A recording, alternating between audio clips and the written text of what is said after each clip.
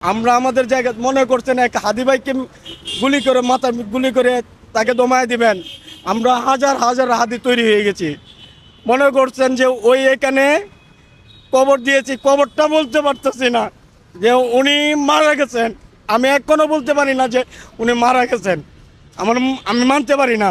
জানেন, আপনারা জানেন যে আমরা বিগত সময়ে হাদি ভাইয়ের গুলিবিদ্ধ হওয়ার পর থেকেই আমরা মাঠে নামিয়ে এসেছি।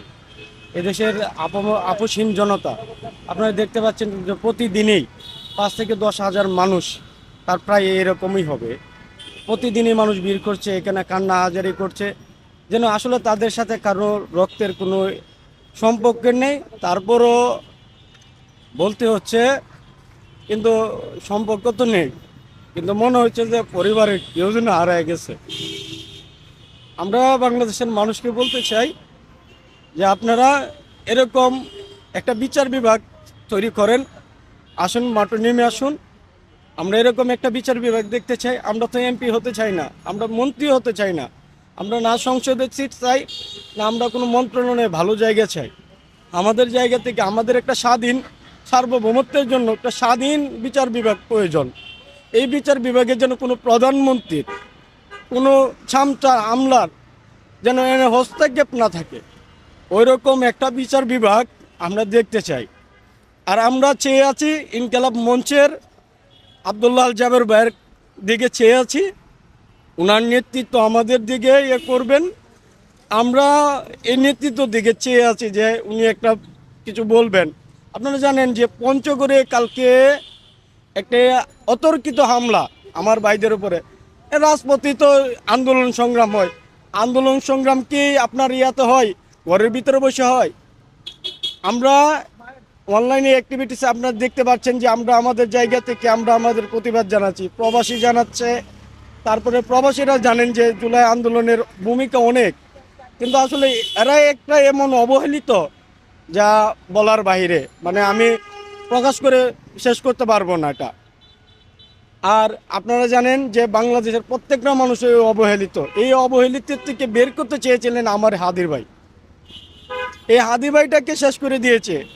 আমরা কি ইন্ডিয়ার আধিপত্যকে ছেড়ে দেব? আমরা এদের বিরুদ্ধে যুদ্ধ ঘোষণা করছি। আমরা আমাদের জায়গা মনে করছেন এক হাদি ভাইকে গুলি করে মাথা গুলি করে তাকে দমায় দিবেন।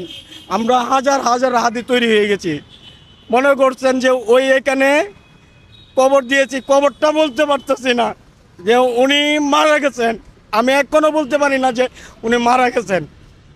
আমি মানতে পারি না, কিন্তু যেটা সত্য সেটা তো আল্লাহ নিয়ে গেছেন, আল্লাহর জিনিস। আমি আল্লাহকে একটা কথাই বলি যে আল্লাহ, আপনার এই জমিনে এই বিচার দৃশ্যমান করবেন। এই ইন্ডিয়ার আধিপত্যের বিরুদ্ধে যদি জীবন আমারও যেতে হয়, আমি দাঁড়ায় দিয়ে দিব। জীবনে যদি এইরকম সুযোগ পাই, তা আলহামদুলিল্লাহ। আমি আমার সার্বভৌমত্বের জন্য হয়েছি, কি পাওয়ার জন্য জীবনে কি করেছি কি না করেছি তা আমার কোনো ইয়ে নেই। আমরা ইনকিলাবের মঞ্চের দিকে তাকিয়ে আছি, অসহায়ত্বের মতন তাকিয়ে আছি। আপনারা আমাদের অভিভাবক হিসাবে আমার ভাইয়ের বিচার, অন্তত বিচারের জন্য আমরা আপনাদের জন্য যদি প্রয়োজনে যদি জীবন রক্ত উৎসর্গ করতে হয়, নিজেকে উৎসর্গ করতে হয় সার্বভৌমত্বের জন্য, আমরা কিন্তু সেটা করব। আপনারা জানেন যে একটা আইন তৈরি করতেছে এই যে নারীদের বিষয়ে, এটা উস্কানি দিয়ে যেন এটা পিছনে পড়ে যায়।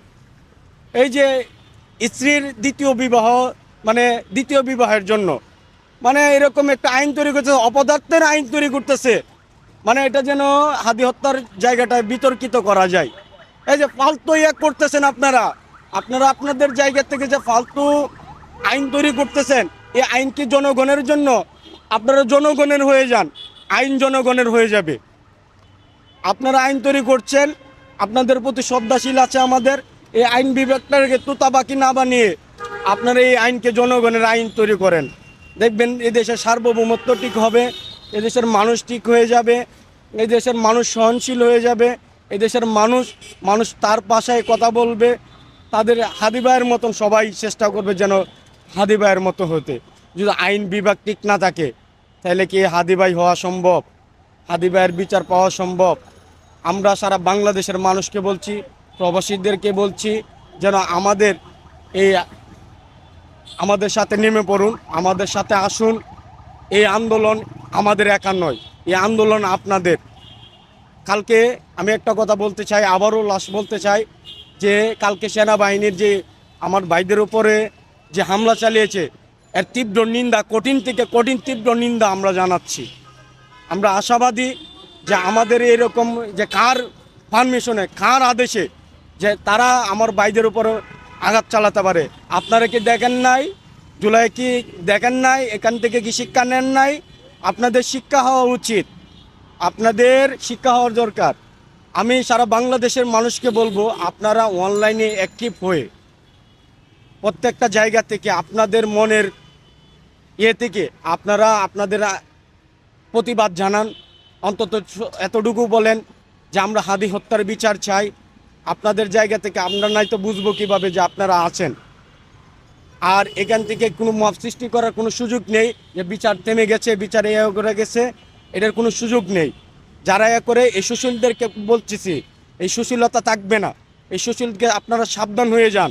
আমাদের আন্দোলন চলমান আছে, কঠিন থেকে কঠিন আন্দোলনের ডাক আসবে ইনশাল্লাহ। আমাদের আন্দোলন চলমান আছে, চলমান থাকবে। We want justice, justice for Hadi. ইনকিলাব জিন্দাবাদ।